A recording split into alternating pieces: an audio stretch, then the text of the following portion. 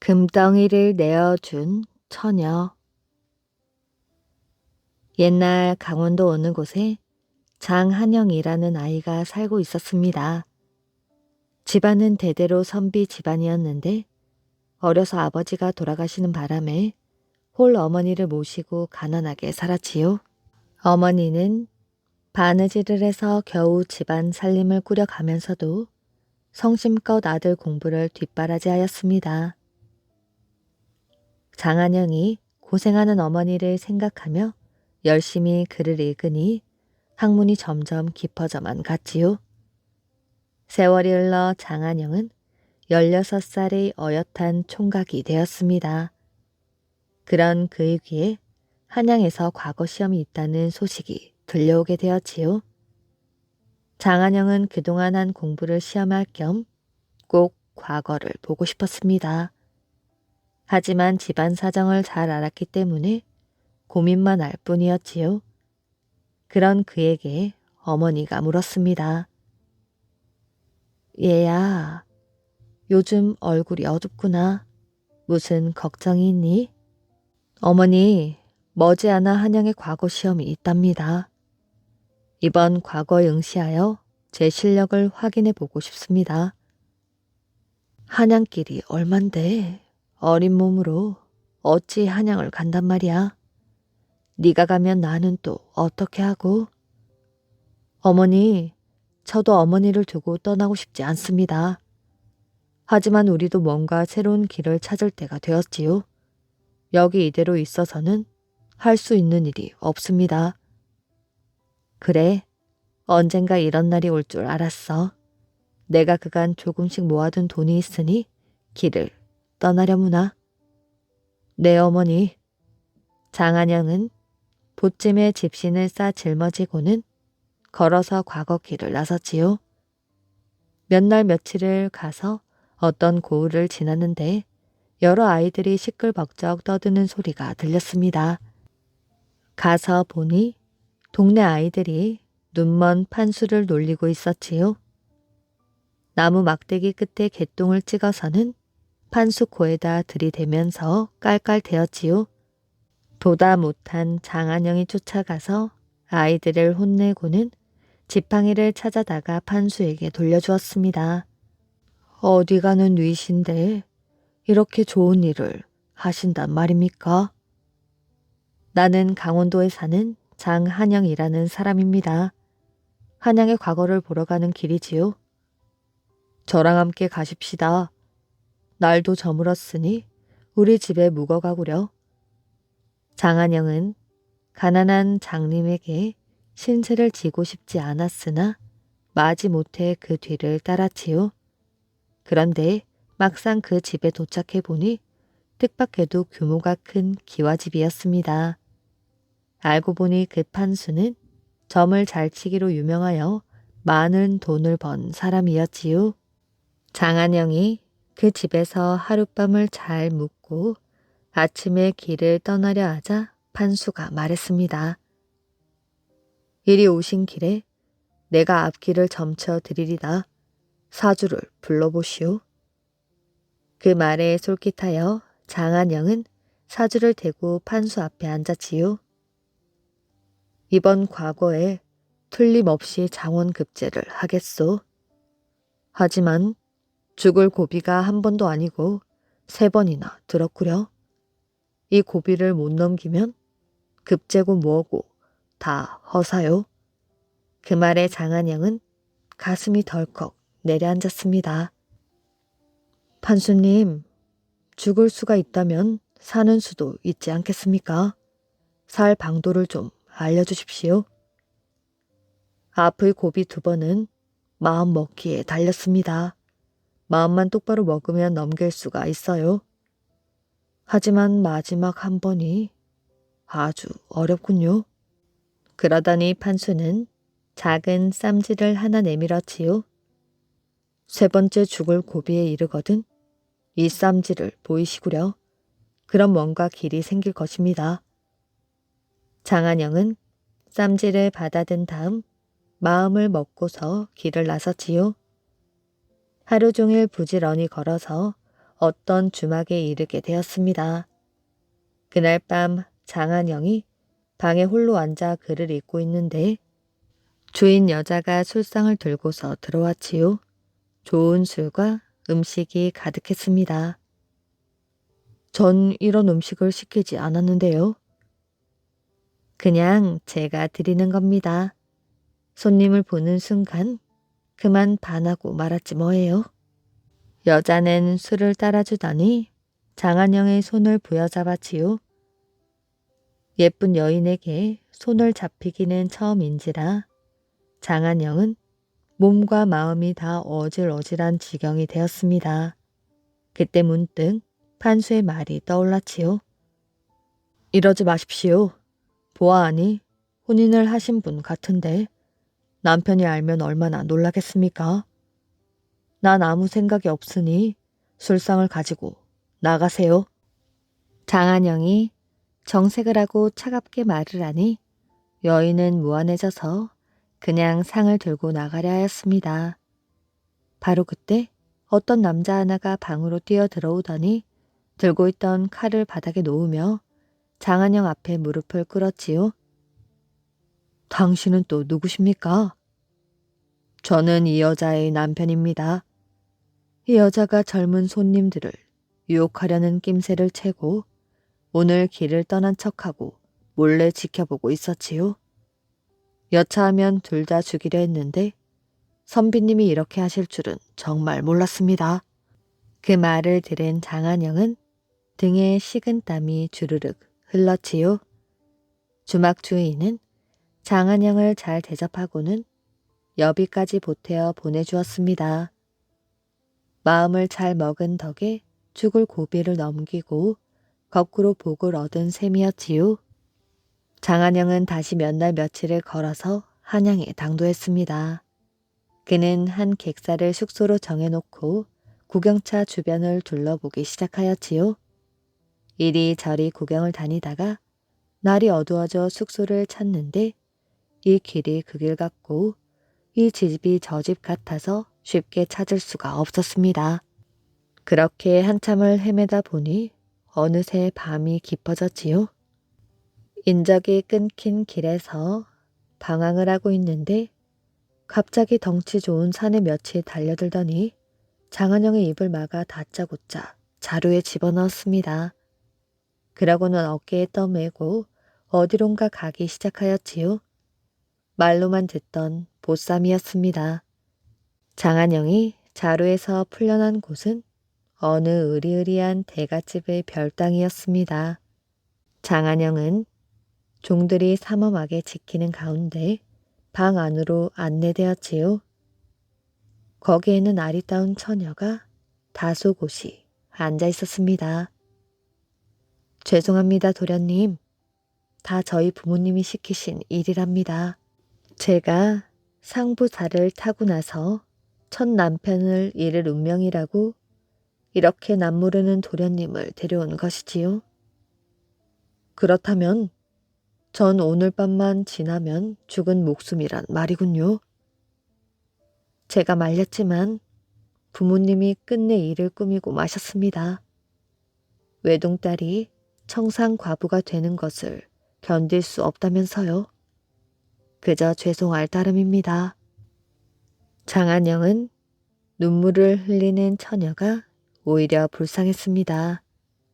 그가 처녀를 위로하니 처녀는 더 미안한 마음에 어쩔 줄을 몰랐지요. 처녀는 품에서 작은 금 덩어리 2개를 꺼내더니 장한영에게 건넸습니다. 어차피 죽을 목숨인데 이게 다 무슨 소용이 있겠습니까?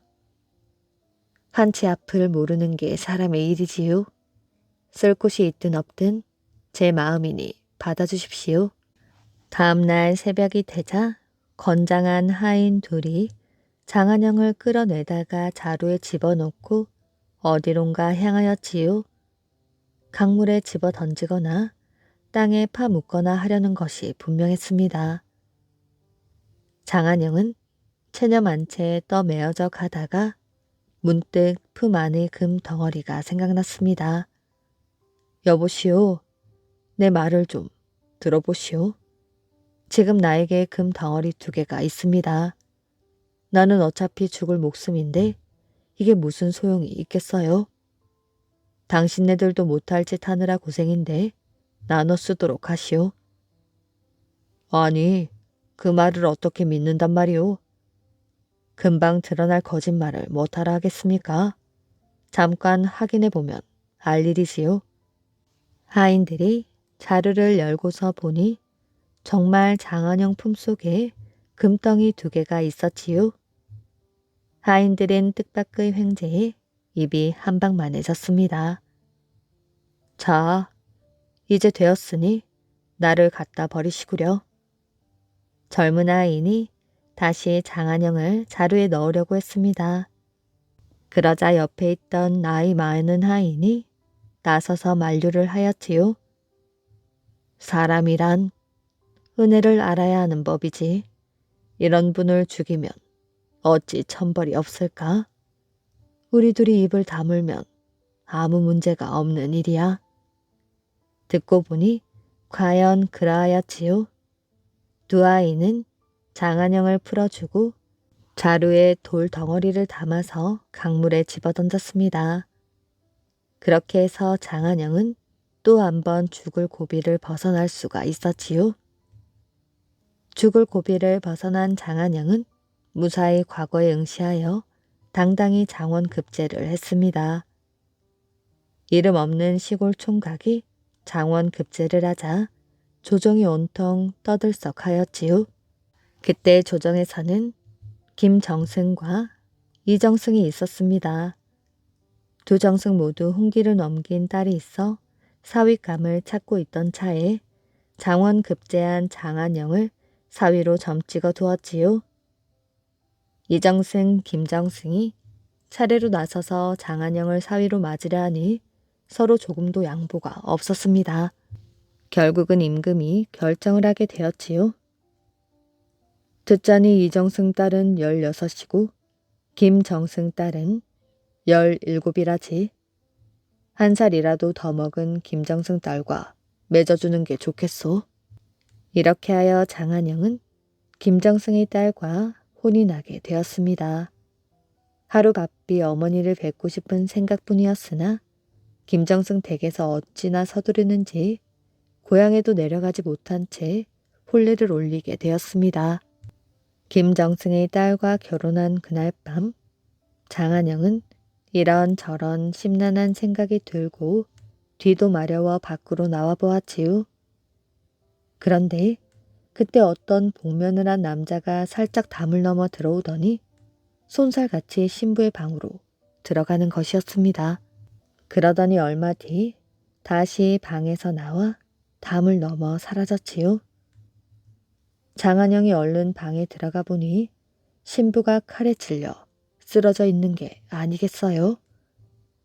장한영은 방에서 뛰어나와 집안 사람들을 불러 모았습니다. 김정승 부부는 깜짝 놀라서 버선 발로 뛰어나왔지요.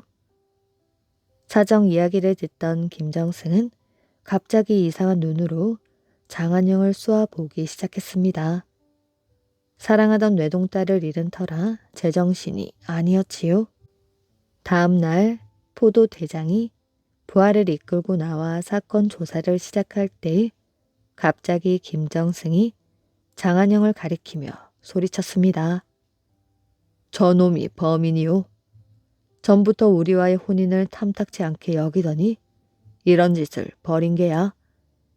그렇지 않고서야 우리 딸을 죽일 사람이 누가 있겠소? 첫날 밤에 신부를 혼자 놔두고 밖으로 나갔다는 게 도대체 말이나 되나? 날벼락 같은 말이었지요. 장한영이 나서서 변명을 했지만 김정승은 막무가내였습니다. 끝까지 범인이 잡히지 않으면 장한영이 죄를 뒤집어 쓰게 될 상황이었지요.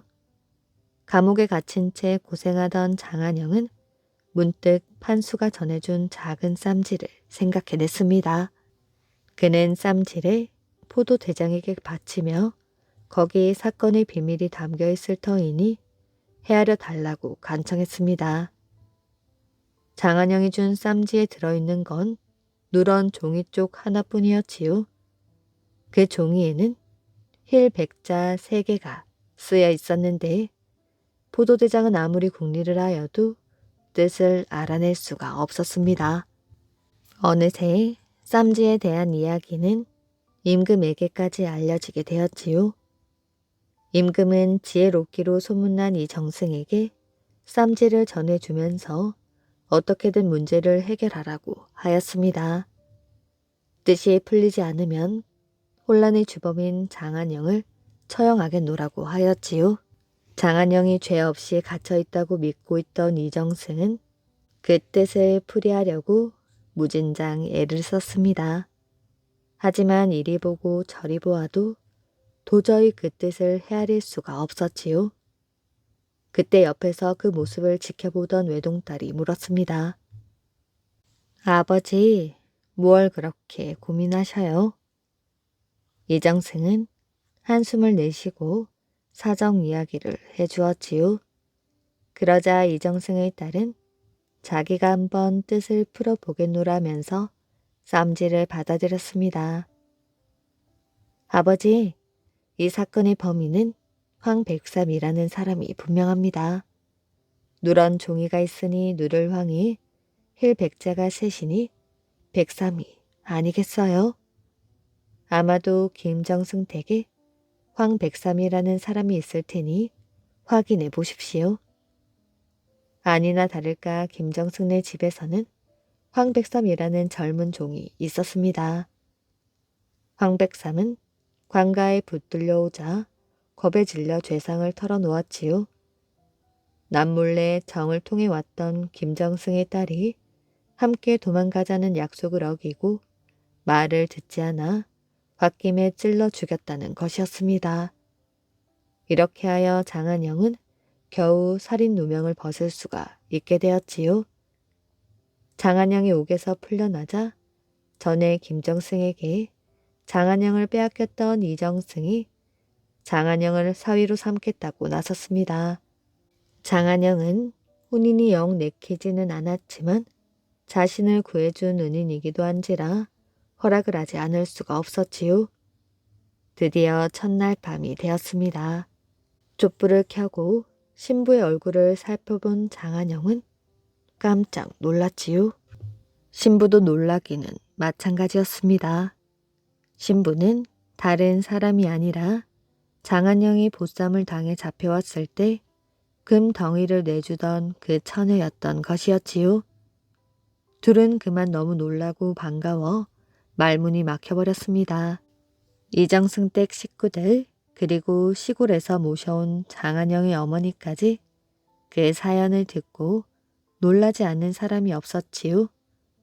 우여곡절 끝에 맺어진 두 사람은 오래도록 행복하게 잘 살았다고 합니다. 천생연분.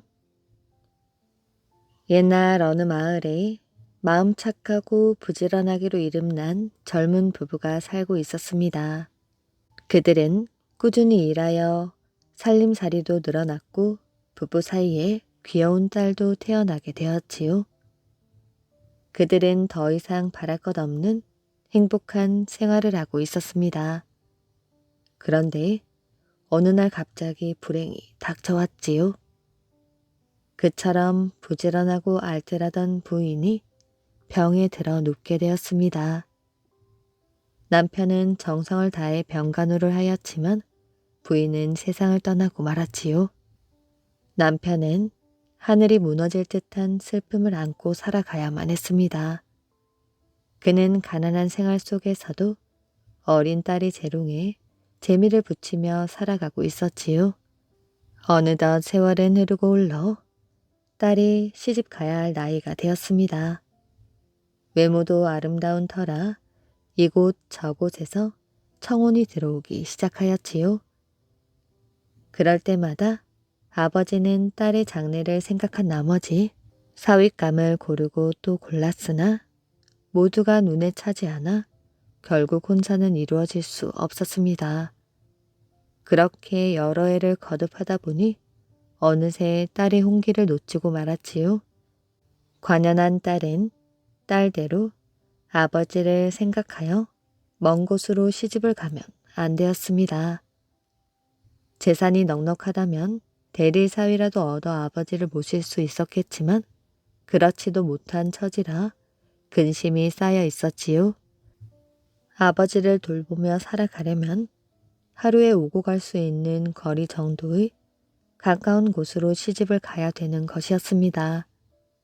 그러기 위해서는 아버지의 뜻만 따라서도 안 되겠고 가난뱅이나 못난 사내라도 따질 것 없이 시집을 가야 된다고 생각했습니다. 딸은 마음을 굳게 먹었지요. 하루는 잠자리에 들려는 아버지에게 이렇게 말했습니다. 아버지, 내일은 제가 점심을 싸서 드리고 약지도 받아 담아드릴 터이니 산수가 좋은 곳을 찾아가시어 쉬었다 오셔요. 이 말을 들은 아버지는 가만히 생각해보니 깊은 뜻이 있다는 것을 눈치챘습니다. 제 신랑감을 사방으로 찾아다니며 골라보라는 말이었지요. 한참 후 아버지는 이렇게 말했습니다. 그것도 좋은 생각이구나. 그러나 하루 왕복 거리에 산 좋고 물 좋은 곳이 있겠더냐? 아버지, 사람들이 사는 곳에는 냇물도 있고 산도 있고 정자도 있습니다. 아무 곳에 나가서 쉬었다 오셔요. 그래, 그리하마. 아버지는 더 이상 아무 말도 못하였지요. 다음날 아침 딸은 아버지가 드실 맛있는 음식과 약주를 챙겨드렸습니다. 아버지는 딸의 요구대로 어쩔 수 없이 먹을 것을 챙겨들고 쌀이 문을 나서야 하였지요. 정말 답답하고 가슴이 메어지는 일이었습니다. 그 많고 좋은 혼처를 분수 없이 고르다가 모두 놓쳐버리고 이제 와서 후회한들 무슨 소용이 있겠어요? 딸 보기가 부끄러워 뒤도 돌아보지 못하고 발걸음이 옮겨지는 대로 그냥 앞으로 걸어갔습니다. 고개 2개를 넘다 보니 피곤이 몰려왔고 해는 중천에 걸려 있었지요. 또한 시장기도 찾아왔습니다. 이 아버지는 점심을 먹으려고 쉴 곳을 찾다 호리목 마을 앞 큰 정자나무 아래로 맑은 개울물이 졸졸 흐르는 것을 보았지요. 이곳에서 좀 쉬었다 가자. 아버지는 정자나무 아래에 앉아서 딸이 싸준 음식을 풀어놓고 있었습니다. 그때 마침 숫 가마니를 짊어지고 청년이 내려오고 있었지요. 그는 고개를 오르다가 이곳에서 지게를 받쳐놓고 땀을 닦고 있었습니다.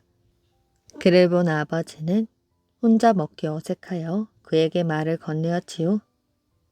이복의 젊은이, 나와 함께 점심을 들고 가시게나. 젊은 청년은 사양도 하지 않고 방긋 웃으며 인사를 하였지요. 고맙습니다. 청년은 노인장과 함께 밥을 먹게 되었습니다. 이때 2 사람 사이에는 대화가 있게 마련이었고 통성명의 예를 갖추고 인사까지 오고 갔지요. 젊은이는 지금 몇 살이지? 20살입니다. 그럼 자식이라도 두었소? 자식이라니요. 아직 배필도 없는데 무슨 자식이에요? 이렇게 오고 간 대화로 숯을 구워 생계를 이어가는 세실말의 젊은이 집까지 알게 되었습니다. 그의 직업은 비록 숯 장사라 하여도 건강한 풍채와 얼굴 생김은 부골로 잘생겼지요. 그러나 자기가 바라던 사윗감은 아니었으므로 딸의 혼사를 연결시켜 생각하기에는 꿈에서라도 있어서는 안 될 문제였습니다. 아버지는 이곳에 한동안 앉아서 허탈한 마음을 달래다가 밥 먹은 빈 그릇을 챙겨 들고 다시 집으로 발걸음을 옮겼지요. 딸은 해가 질 무렵 집으로 돌아온 아버지를 반갑게 맞았습니다. 아버지, 어느 곳에서 쉬셨다 오셨어요? 저 산 너머 호리목 마을 앞 정자나무 아래에서 네가 싸준 음식을 새실마리 노총각과 같이 나누어 먹고 왔구나. 그럼 산수가 좋던가요? 산수야 좋다마는 가난하게 사는 새실마을 사람들이 아니더냐? 산 좋고 물 좋으면 그곳처럼 사람 살기 좋은 곳이 어디 있겠어요? 그래 알겠다. 네 뜻은 알고도 남겠구나. 이렇게 해서 새실마을의 숫장사 노총각과 이루어진 혼사는 곧바로 혼례식으로 이어지게 되었지요. 그러나 시집을 가보니 가난하게 짝이 없었고 살아갈 길이 막연했습니다. 신랑은 쑥 굽는 쑥 가마가 전 재산이었고 남편을 따라 매일 쑥 굽는 일을 돕다 보면 늘 까마귀 같은 얼굴로 새까맣게 살아가야 하였지요. 그처럼 고생스런 생활을 하면서도 하루도 거르지 않고 홀로 계신 아버지를 찾아보고 수발을 드는 효녀였습니다. 그런데 하루는 부인이 남편의 전 재산인 숫 가마를 유심히 살펴보니 유난히 빛나는 돌이 여기저기 박혀 있었지요. 그것은 황금 덩어리가 분명했습니다. 바로 이와 같은 황금 덩이는 효성이 지극한 그녀에게 하늘에서 내려준 복이 아닐 수 없었지요. 숫장사는 늘 그 돌을 다루면서도 알아보지 못했지만 효녀의 눈에 띄어 황금을 얻게 되었습니다.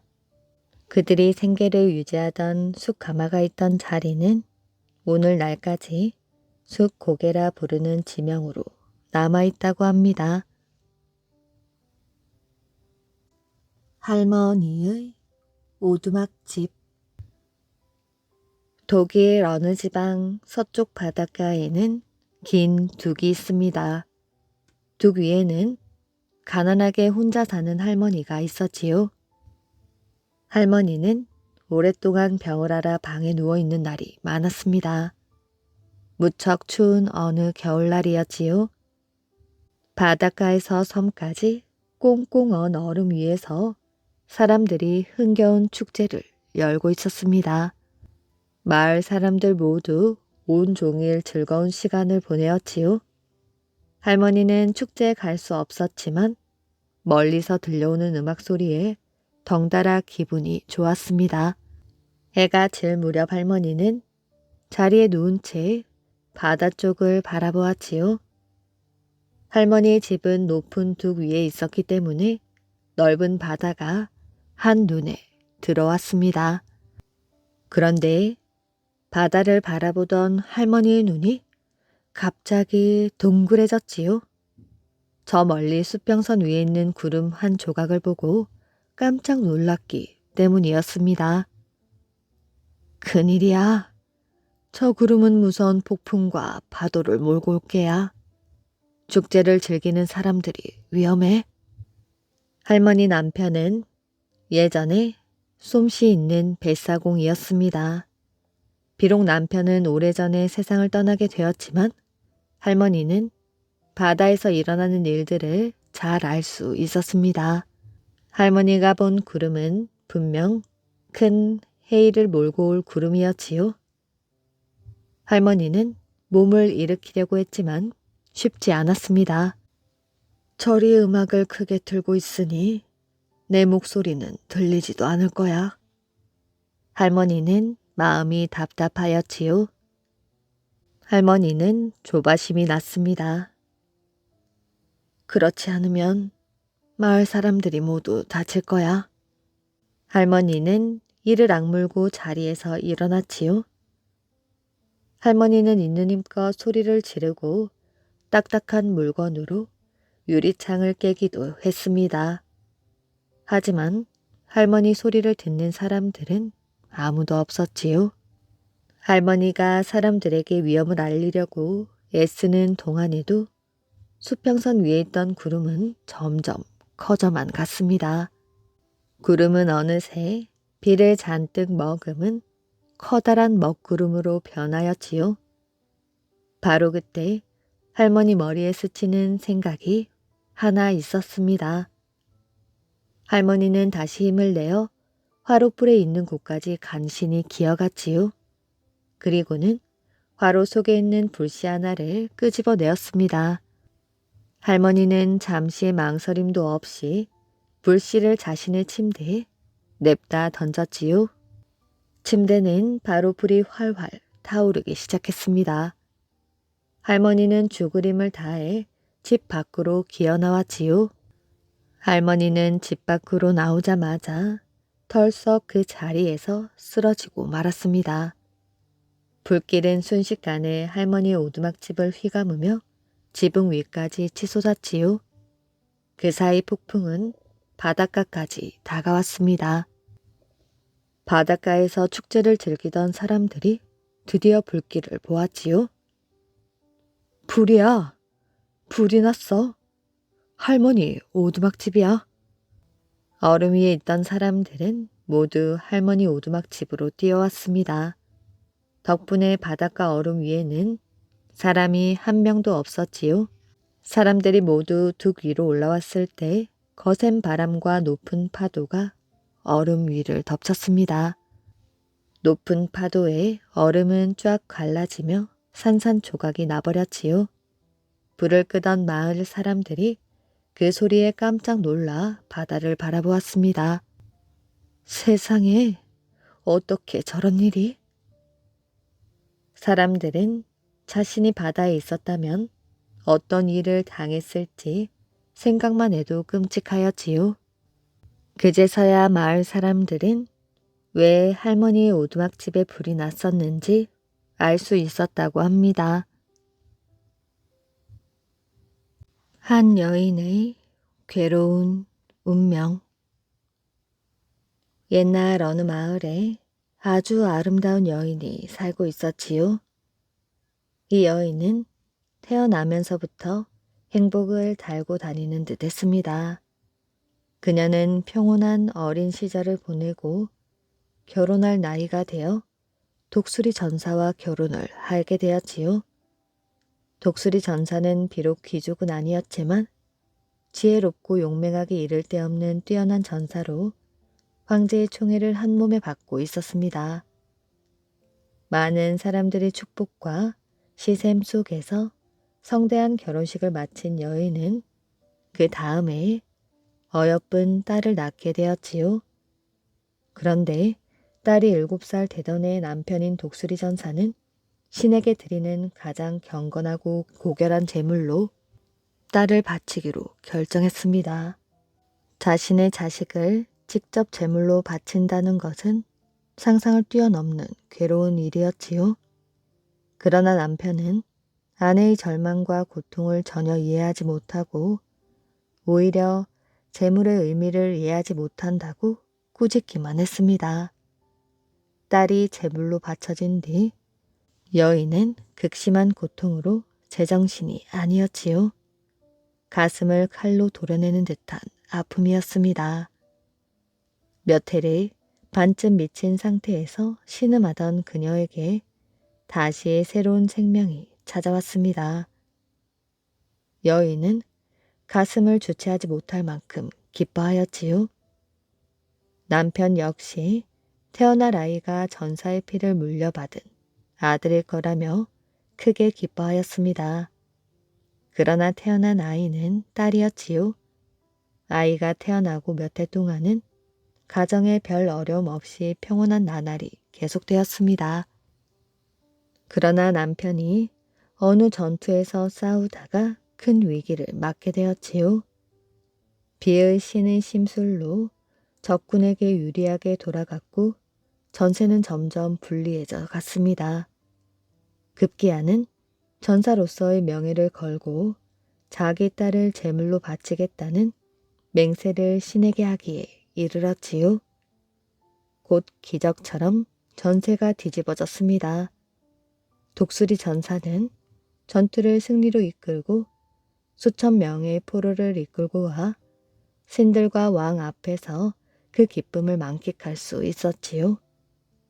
수많은 선물과 금은 보화들이 승리한 독수리 전사에게 하사되었고 아름다운 깃털과 화려한 옷감, 장신구 보석들이 그의 발 앞에 놓여졌습니다. 그러나 이 모든 것의 대가로 그는 다시 한번 딸을 제물로 바쳐야 하였지요. 뒤늦게 자신의 맹세를 후회하였지만 되돌릴 수는 없었습니다. 부부는 절망 속에서 딸이 제물로 바쳐질 날이 다가오는 것을 기다릴 수밖에 없었지요. 여인은 또다시 자식을 제물로 바쳐야 할 운명 앞에 괴로워했습니다. 마침내 딸을 제물로 바치기로 약속한 날이 되었지요.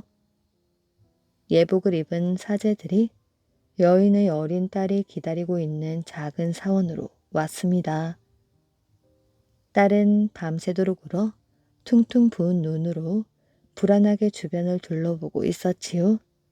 사제들이 신을 향한 기도를 드리기 시작하자 어린 소녀는 칸으로 옮겨져 호수 한가운데로 나아가게 되었습니다.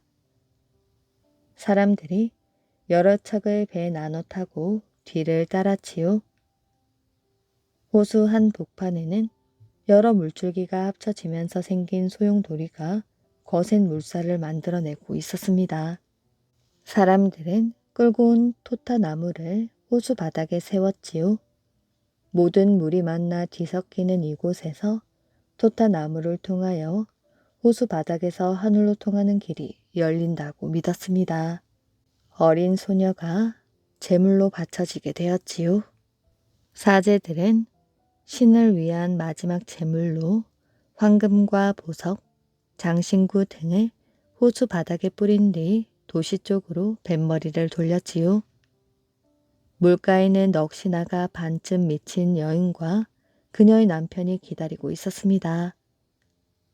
아내의 얼굴에는 이미 생명에 대한 애착도 의미도 사라지고 없었지요. 슬픔과 좌절의 어두운 그림자만이 뒤덮여 있었습니다. 여인은 밤마다 물의 여신에게 빌고 또 빌었지요. 어두운 밤이 찾아오면 단 한 번만이라도 좋으니 사랑하는 딸을 다시 볼 수 있게 해달라고 간절히 기도했습니다. 어느 날 해질 무렵 태양빛이 물을 온통 붉게 물들이고 있을 때 여인은 딸이 수장된 호숫가 물거품에서 들려오는 신비한 소리를 들었습니다. 곧 하인들에게 카누를 준비하여 호수 중앙으로 노를 저어 가도록 명령하였지요. 그녀는 호수 한가운데 도착하자 물 속을 바라보며 하염없이 눈물을 흘렸습니다. 그러더니 순식간에 몸을 일으켜 소용돌이 속으로 몸을 던졌지요. 하인들은 미처 말릴 겨를도 없이 그저 외마디 비명소리와 함께 그녀가 사라져간 물속을 들여다볼 수밖에 없었습니다. 하인들은 겁에 질려 서둘러 노를 저어 호숫가를 빠져나왔습니다. 그들이 뒤를 돌아보았을 때 잔잔해진 수면 위로 전에 보지 못했던 꽃이 피어있는 것을 발견하였지요. 황금빛 화관을 가슴에 품은 하얀 꽃이었습니다. 꽃은 어린 딸의 넋을 가슴에 안고 피어오른 어머니의 마음을 담아 호숫가에 곱게 피어 불쌍한 모녀의 영혼을 달래주었습니다. 버들 도령과 새 어머니. 옛날 어느 마을의 한 어머니가 예쁜 딸을 낳았습니다. 그런데 딸이 7살 되던 해에 그만 죽고 말았지요. 그래서 계모가 들어왔는데 그 계모에게는 의붓딸이 눈에 가시란 말이지요. 그러니 밤낮으로 구박만 하였습니다. 그런데 얼마 안 되어 아버지마저 죽고 말았습니다. 이제 계모는 제 세상을 만났다고 자기 마음대로 하였지요. 눈에 가시 같은 의붓딸이 미워서 어떻게든 쫓아내려고 하였습니다. 하루는 딸을 불러놓고 지금 당장 산에 가서 참나물 한 소쿠리 뜯어오너라. 그걸 못 태우면 집에 들어올 생각도 하지 말거라.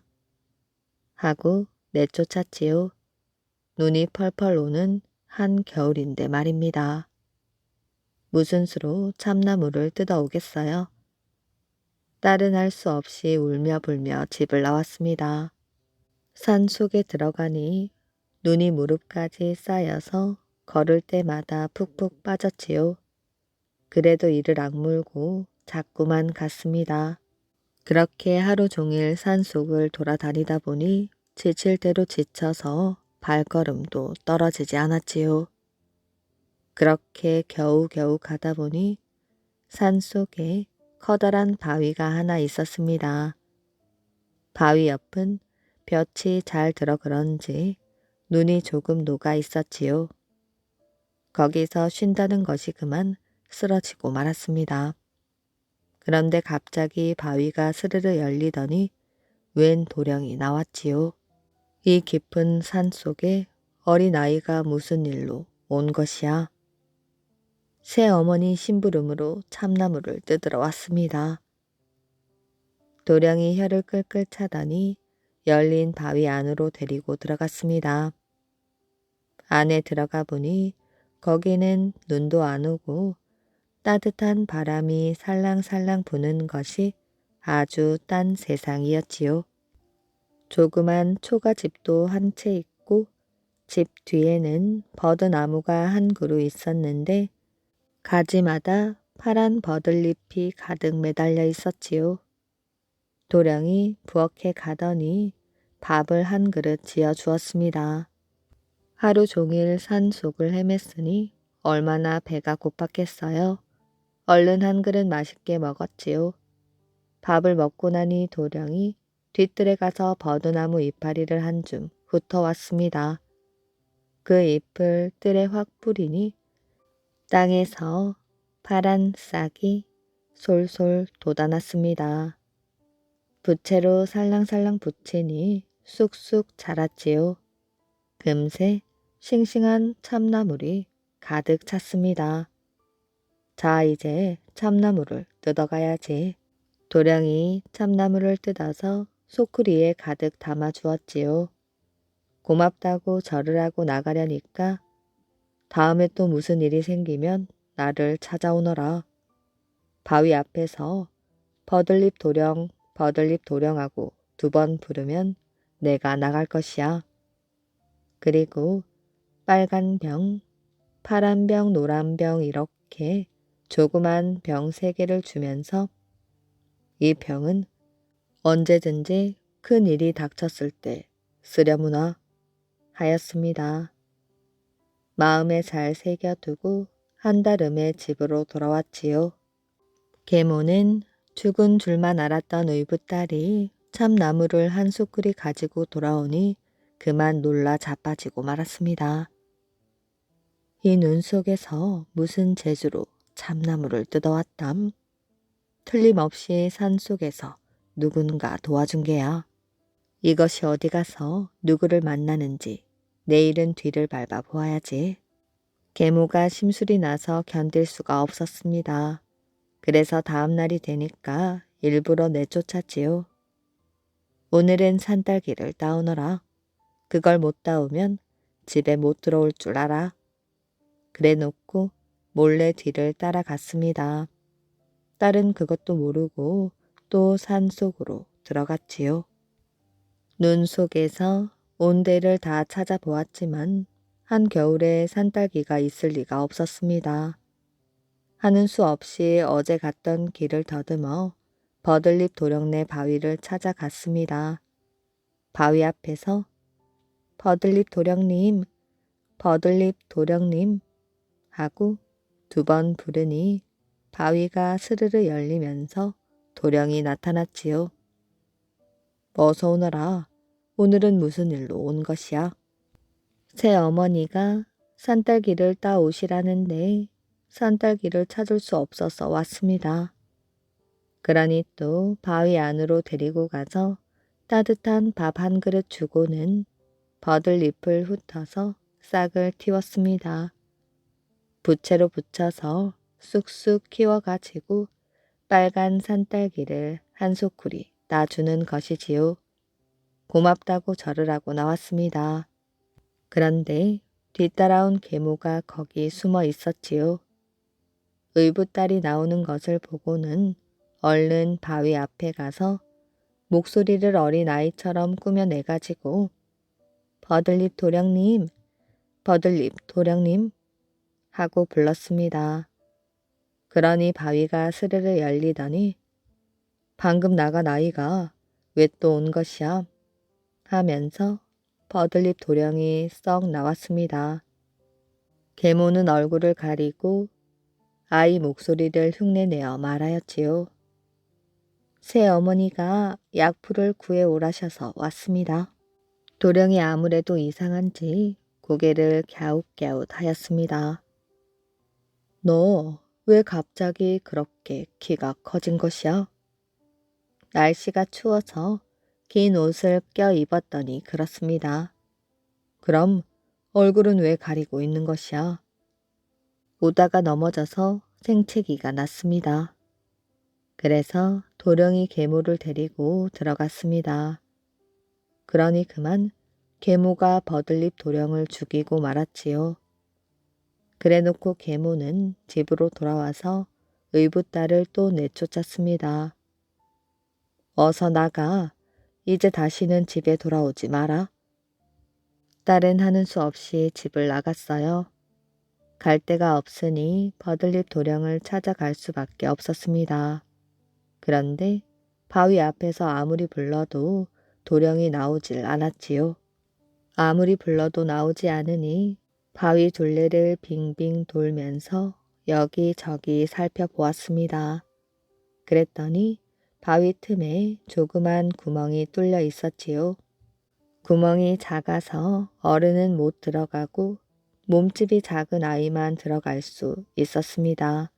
그래서 거기로 들어갔지요. 들어가 보니 도령이 자는 듯 죽어 있었습니다. 너무 슬프고 가엾어서 엉엉 울었지요. 눈물이 마르도록 울다가 보니 전에 버들잎 도령이 준 병이 생각났습니다. 이 병은 큰 일이 닥쳤을 때 쓰라고 했지. 이렇게 생각하고 먼저 빨간 병을 꺼내어 뚜껑을 열어보았지요. 그랬더니 병 주둥이에서 빨간 연기가 솔솔 나오더니 죽은 도령의 얼굴에 핏기가 사르르 돌지 않겠어요. 이번에는 얼른 파란 병 뚜껑을 열었습니다. 그랬더니 파란 연기가 솔솔 나오면서 도령이 새근새근 숨을 쉬었습니다. 마지막으로 노란 병 뚜껑을 열었더니 도령이 잠자다 일어난 것처럼 기지개를 켜면서 벌떡 일어났지요. 버들잎 도령님, 네가 나를 살렸구나. 얼마나 기쁜지 둘이서 덩실덩실 춤을 추었습니다. 그때 하늘에서 7빛깔 무지개가 두둥실 뜨더니 초가집 마당으로 넘실넘실 내려왔습니다. 둘이서 그 무지개를 타고 하늘로 높이 높이 올라갔지요. 둘은 아직까지 하늘나라에서 잘 살고 있답니다. 불우한 충신. 광해군의 호위 무관으로 강익이라는 사람이 있었습니다. 무예가 출중하였기 때문에 무관이 되었지요. 그리고 이 무렵은 광해군의 총애를 한껏 받고 있었습니다. 강익은 성품이 호탕하면서도 근면 착실하였고 힘 또한 천하의 장사였습니다. 무쇠로 만든 신을 신고 험한 산길을 평지처럼 달렸지요. 또 어느 날은 밖 고갯길에서 미쳐 날뛰는 황소의 뿔을 쥐고 멀리 던진 일도 있었습니다. 이쯤 모 고관의 하인으로 이름이 돌쇠라는 망나니가 있었습니다. 성미가 거칠고 교만한 데다가 술 버릇이 사나워 툭하면 싸움을 일삼고 아무나 마구 때려 주었지요. 그러나 그런 돌쇠를 감히 휘어잡을 사람이 없었습니다. 그러다 어느 날 돌쇠가 강익에게 행패를 부렸습니다. 돌쇠도 술만 취하지 않았더라면 결코 대들지 않았을 것을 술 기운으로 저지른 일이었습니다. 돌쇠가 버릇대로 주먹을 번쩍 들며 강익을 치려 하자 강익은 이놈 하면서 번개처럼 앞가슴을 쥐어박았습니다. 순간 돌쇠는 소리도 못 지르고 앞으로 쓰러져 꼼짝을 못하였지요. 돌쇠는 땅에 누운 채 어느 틈에 숨이 끊어진 것입니다. 이렇게 되자 오히려 강익 쪽이 깜짝 놀랐지요. 그러나 때는 늦어버렸습니다. 이유야 어찌됐든 강익은 뜻하지 않게 살인을 하고 만 것입니다. 하지만 강익은 조금도 당황하지 않고 바로 돌쇠의 주인인 그 재상을 찾아갔지요.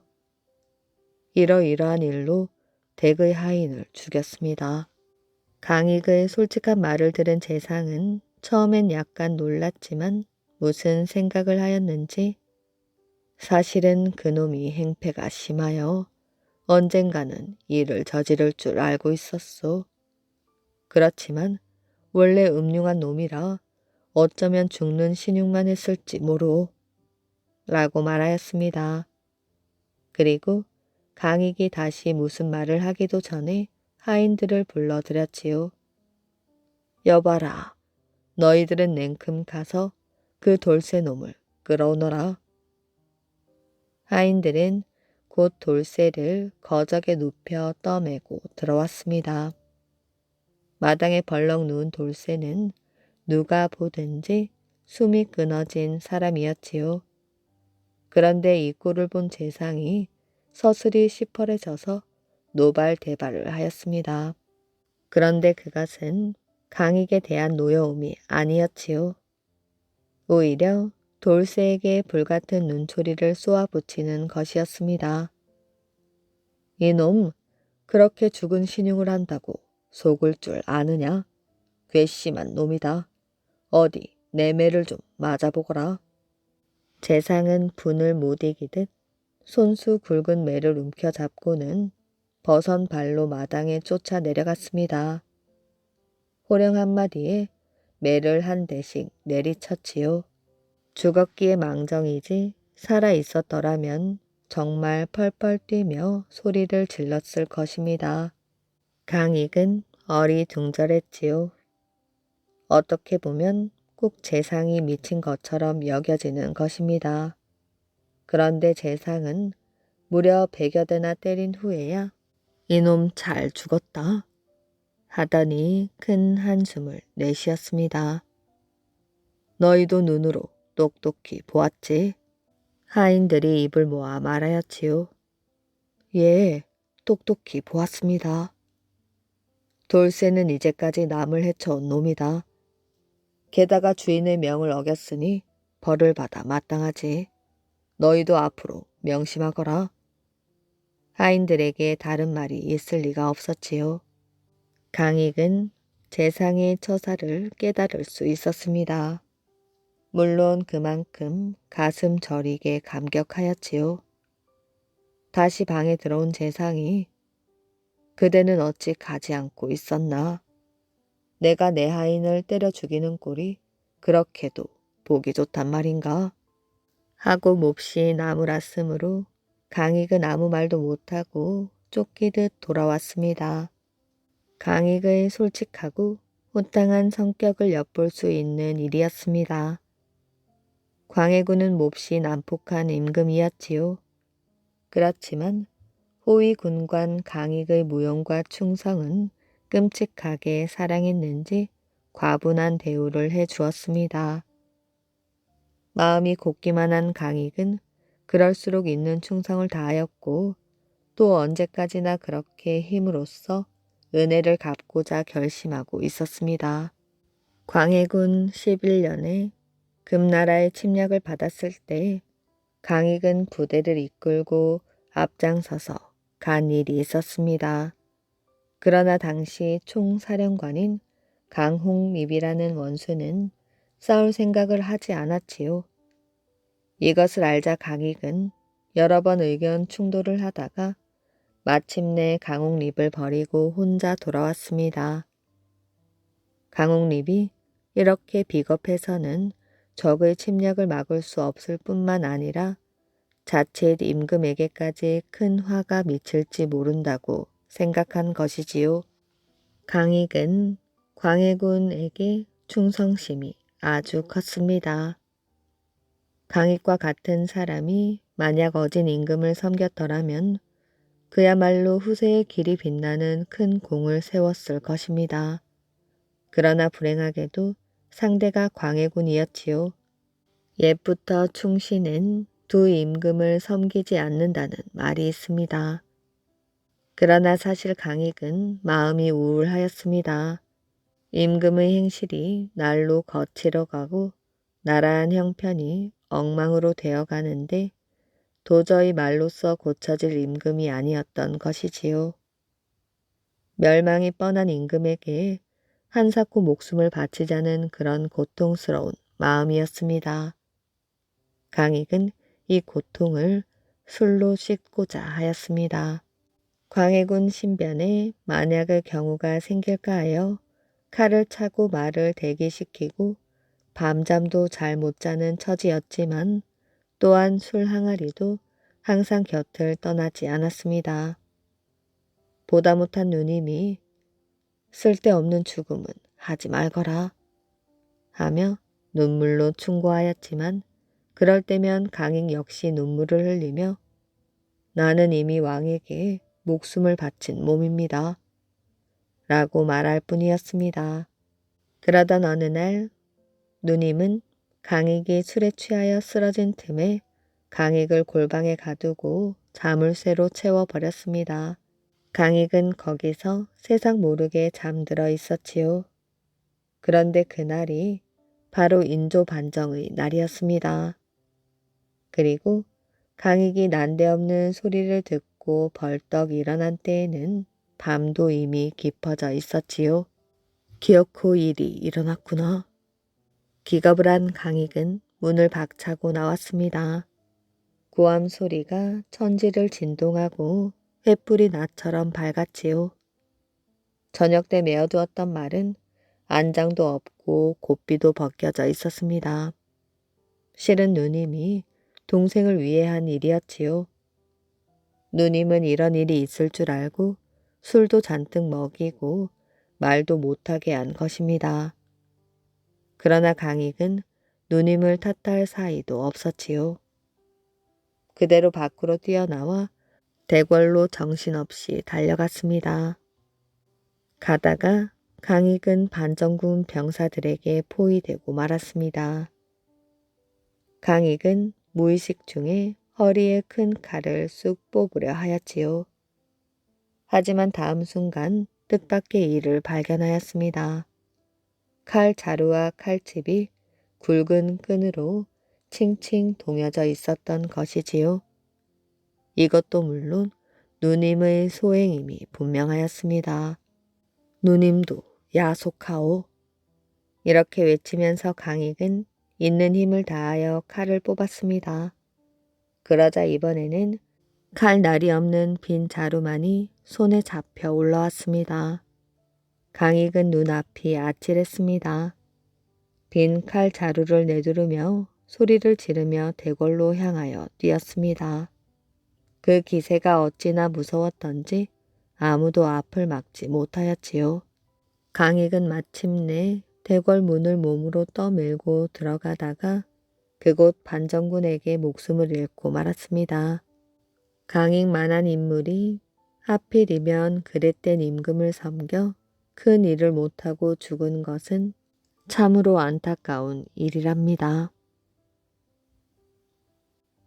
이야기 재미있게 잘 들으셨나요? 오늘의 이야기는 여기까지입니다. 오늘도 이야기를 들어주셔서 정말 감사합니다. 오늘도 편안한 밤 되시길 바랍니다.